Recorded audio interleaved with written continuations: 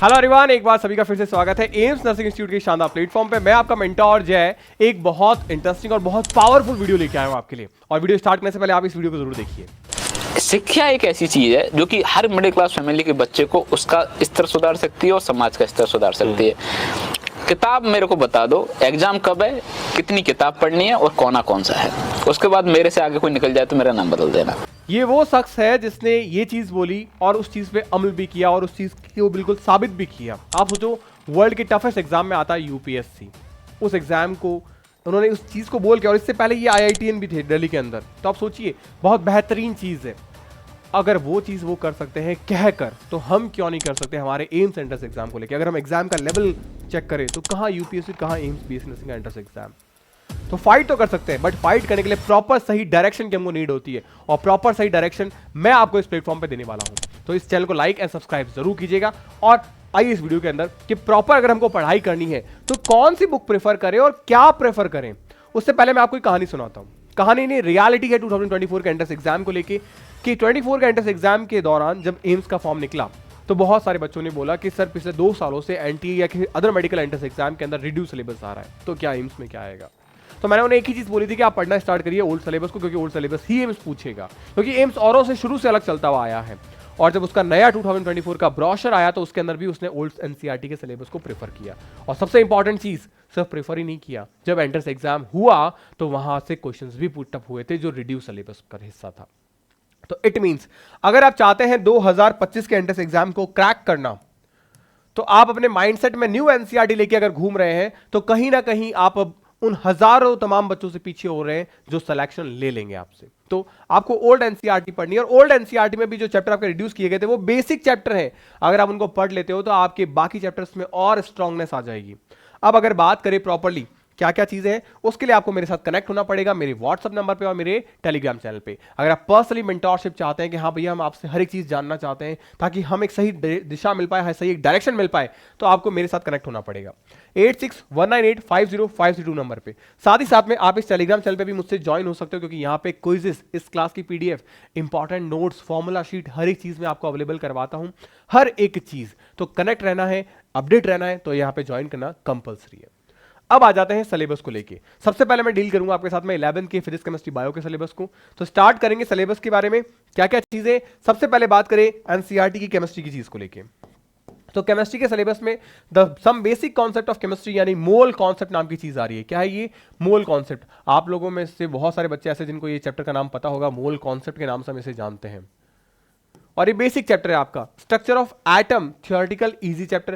Classification of element and periodicity of properties यानी periodic table के नाम से इस चैप्टर को जानते हैं। Chemical bonding and molecular structure, chemical bonding के नाम से इस चैप्टर को जानते हैं। और इंडिया का मेडिकल एंट्रेंस एग्जाम हो या कोई मैथ्स का आईआईटी का एंट्रेंस एग्जाम हो, कोई भी ऐसा एंट्रेंस एग्जाम जहां साइंस आती है और जहां केमिस्ट्री आती है, वहां इस चैप्टर से क्वेश्चन नहीं है, ऐसा पॉसिबल ही नहीं है। इतना इंपॉर्टेंट चैप्टर है ये। स्टेट ऑफ मैटर इसको हटा दिया गया था, इससे क्वेश्चन एग्जाम में पूछे गए। थर्मोडायनेमिक्स एक ऐसा चैप्टर जो फिजिक्स में पढ़ो तो वहां काम आ जाए, केमिस्ट्री में पढ़ो तो वहां काम आ जाए। तो हर जगह ये चैप्टर है, एक ही चैप्टर है, आसानी से आप चीजें कवर कर सकते हो। इक्विलिब्रियम अपने आप में इंपॉर्टेंट चैप्टर है। इसका एक हिस्सा काफी आसान, एक हिस्सा थोड़ा सा मॉडरेट, थोड़ा सा इजी रहता है। अपेंडिक्स और सप्लीमेंट्री के अंदर इन्हीं चैप्टर्स की चीजें हैं। ये फर्स्ट बुक है आपकी केमिस्ट्री की। अब बात करें सेकंड बुक को लेकर केमिस्ट्री की, तो आपके वहां आता है रेडॉक्स रिएक्शन, एक इंपॉर्टेंट चैप्टर है आपका। इसका एक हिस्सा आपको क्लास 12th के अंदर देखने को मिलता है इलेक्ट्रोकेमिस्ट्री के नाम से, वहां पे बहुत ज्यादा यूज होता है। उसके बाद बात करें हाइड्रोजन को लेके। हाइड्रोजन के अंदर ये चैप्टर आपका रिड्यूस कर दिया गया था, हटा दिया गया था, बट इससे क्वेश्चन एग्जाम में आए हैं। एस ब्लॉक जिसे हटा दिया गया था, इससे एग्जाम में क्वेश्चन देखने को मिला। पी ब्लॉक के अंदर 11th में बात करें 13 एंड 14 ग्रुप है, एग्जाम में क्वेश्चन देखने को मिले। इवन आईआईटी मेन में भी एग्जाम में क्वेश्चन देखने को मिले, जबकि उन्होंने खुद ने सिलेबस हटा रखा था। क्यों? क्योंकि ये बेसिक चैप्टर्स है। आप यहां से बेसिक क्लियर किए बगैर केमिस्ट्री को अंडरस्टैंड कर ही नहीं सकते, तो पॉसिबल ही नहीं है। इसलिए जो एम्स है उन्होंने नए ब्रोशर के अंदर पुराने सिलेबस को रखा। जबकि बात करें केमिस्ट्री की इस सिलेबस में, तो यहाँ पे आपके पास आ रही है GOC, general organic chemistry first के नाम से हम जानते हैं। फिर हमारे पास में हाइड्रोकार्बन्स आता है। फिर हमारे पास में इन्वायरमेंटल केमिस्ट्री जो कि एक थियोरेटिकल सेगमेंट है।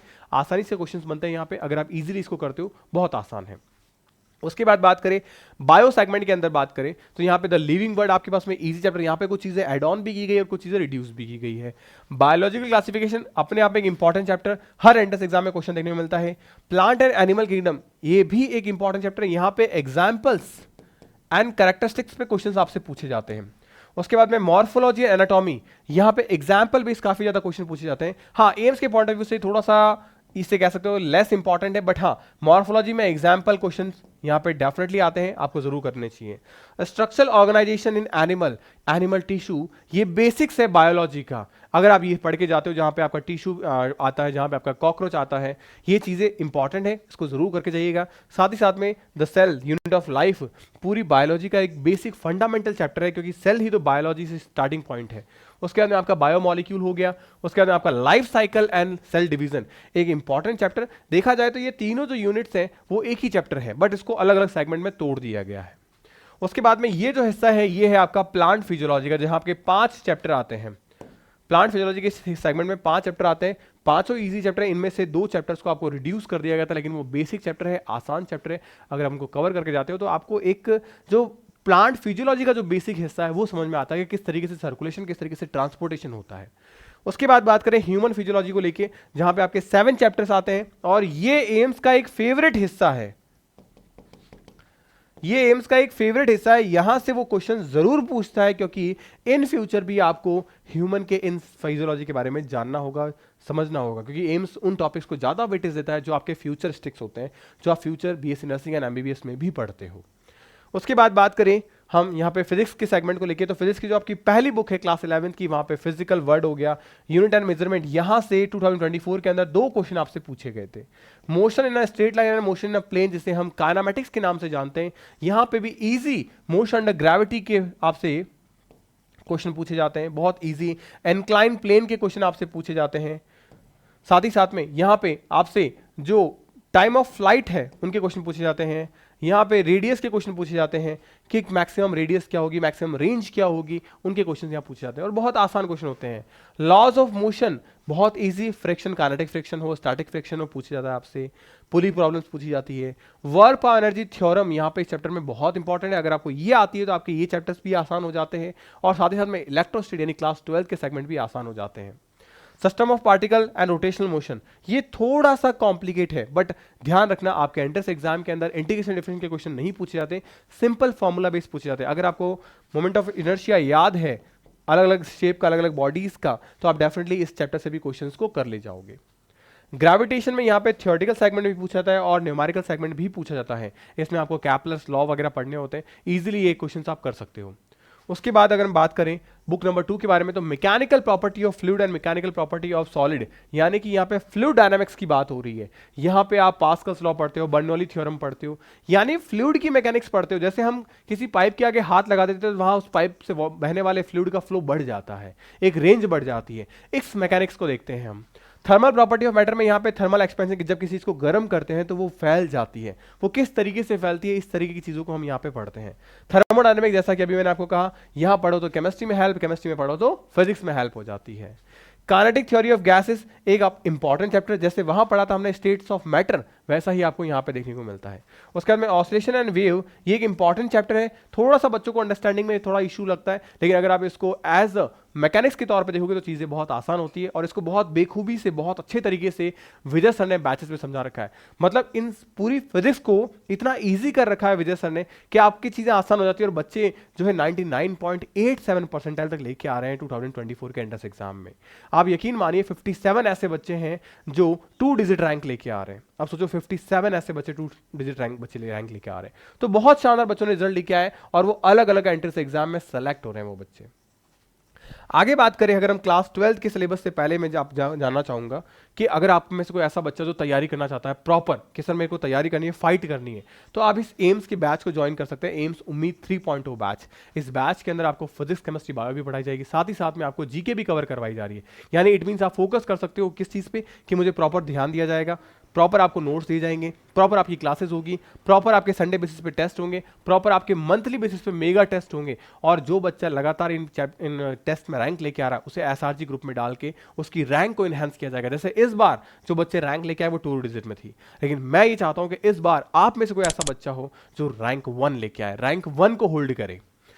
अब यहाँ पे ये उम्मीद बैच है, आप इसे ज्वाइन कर सकते हैं। विजय सर आपको फिजिक्स पढ़ाते हैं बहुत आसान तरीके से, और लॉकेन सर तो केमिस्ट्री इतनी आसान तरीके से पढ़ाते हैं कि आपको केमिस्ट्री याद हो जाती है इन द क्लास, और आप न्यूमेरिकल प्रैक्टिस में तो इनका कोई जवाब ही नहीं है। और बायो मैं खुद पढ़ाता हूँ आपको, तो बहुत अच्छे तरीके से सारी चीजें हो जाती है सिस्टमैटिक वे से। अगर आप प्रॉपर तैयारी करना चाहते हैं, मोस्ट वेलकम है आपका इन बैचेस के अंदर। एंड नॉमिनल प्राइस पे 1299 के प्राइस पे आपको हर एक चीज मिल जाती है। आपका कोर्स मिल जाता है, आपके क्रैश कोर्स मिल जाते हैं जो 2 बार होंगे, आपकी टेस्ट सीरीज मिल जाती है, आपको शॉर्ट नोट्स मिल जाते हैं, और एक प्रॉपर गाइडेंस मिल जाती है ऑन फोन कॉल। अब क्लास 12 के सेगमेंट पे बात करें। क्लास 12 के सेगमेंट में क्या क्या सारी चीजें हैं वो भी मैं आपसे डील करता हूं। सबसे पहले आते हैं केमिस्ट्री के अंदर, तो आप देखिए सॉलिड स्टेट जो रिड्यूस किया गया था इंपॉर्टेंट है। सॉल्यूशन ध्यान रखना है इस चैप्टर को। इलेक्ट्रोकेमिस्ट्री जैसा कि मैंने बताया कि वहां रेडॉक्स जो है वो इससे रिलेट करता है। वहीं केमिकल काइनेटिक्स फिर से हमारे पास में रिलेटेबल टॉपिक है, और इससे थ्योरेटिकल क्वेश्चन भी आते हैं और न्यूमेरिकल अप्रोच भी आती है। सरफेस केमिस्ट्री कंप्लीटली थ्योरेटिकल और इससे रिड्यूस कर दिया गया था, बट अभी आपसे ये पूछा जाता है।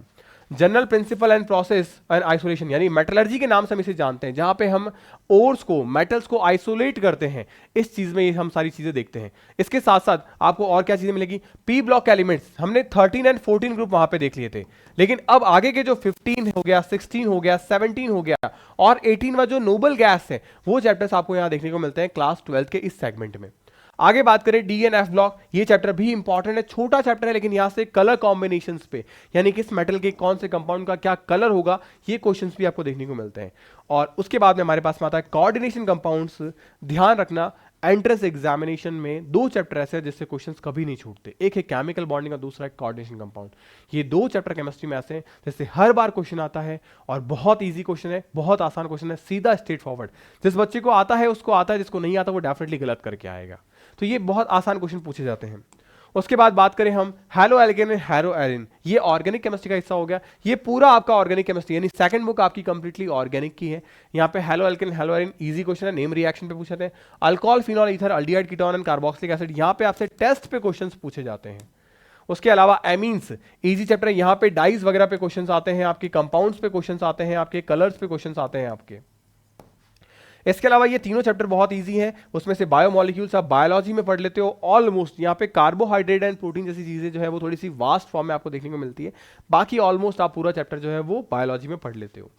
पॉलीमर्स एंड साथ ही साथ में आपका केमिस्ट्री इन एवरीडे लाइफ, ये इजी चैप्टर है। अगर आप इनको लॉकेन सर से पढ़ते हो, हर एक चीज इनके पढ़ाए हुए नोट से आती है, तो आपको करना कुछ नहीं है, चीजों को जो आपको प्रॉपर मेंटोरशिप दी जाती है उसे फॉलो करोगे ना, आउटस्टैंडिंग परफॉर्मेंस आएगी आपकी।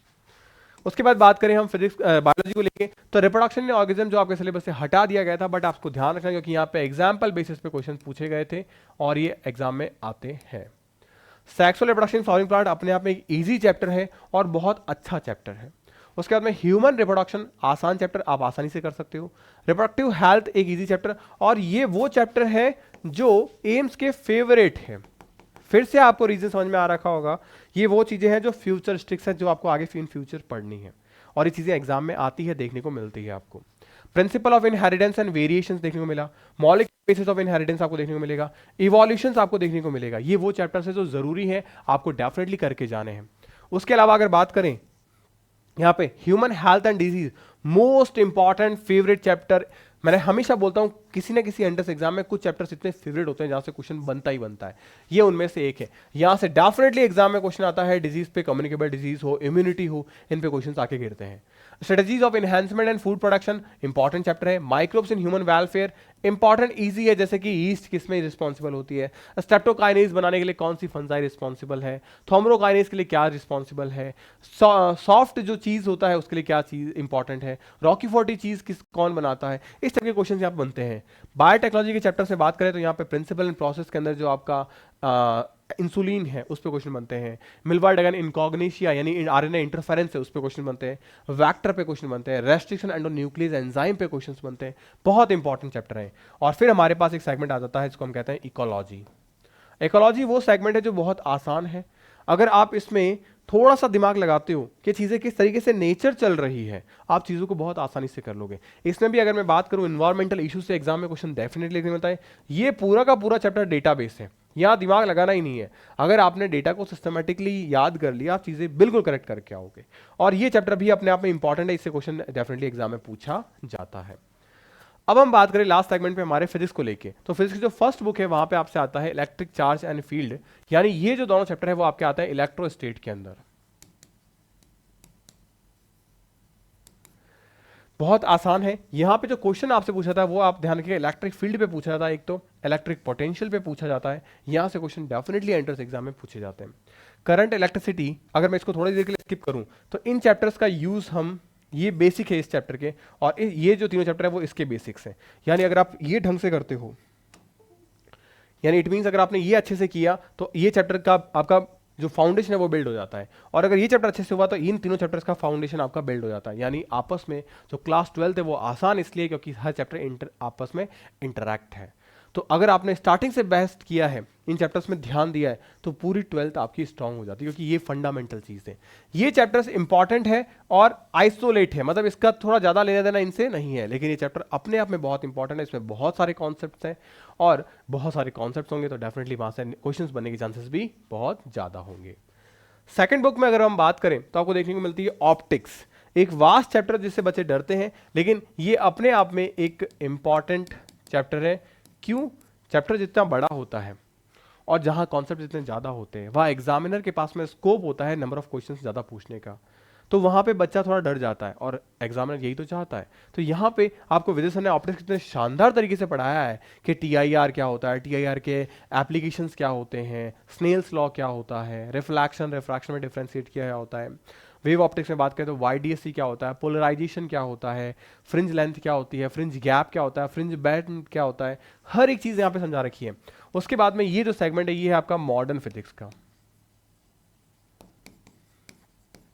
मॉडर्न फिजिक्स का चैप्टर बहुत आसान होता है। बच्चा फिजिक्स के अंदर सबसे पहले अगर कोई चीज़ पढ़ता है तो वो है मॉडर्न फिजिक्स। रीजन कि इसमें डायरेक्ट फॉर्मूला है, दिमाग लगाना ही नहीं है, फॉर्मूला अप्लाई किया, क्वेश्चंस का आंसर आ गया और हमको मार्क्स मिल गए, इसलिए बहुत आसान चैप्टर है यहाँ पे। उसके बाद में सेमीकंडक्टर एंड इलेक्ट्रॉनिक्स, यानी कि यहाँ पे बात करें तो ये वो चैप्टर है जहाँ पे थोड़ा सा न्यूमेरिकल सेगमेंट भी आता है और थियोरेटिकल सेगमेंट भी आता है।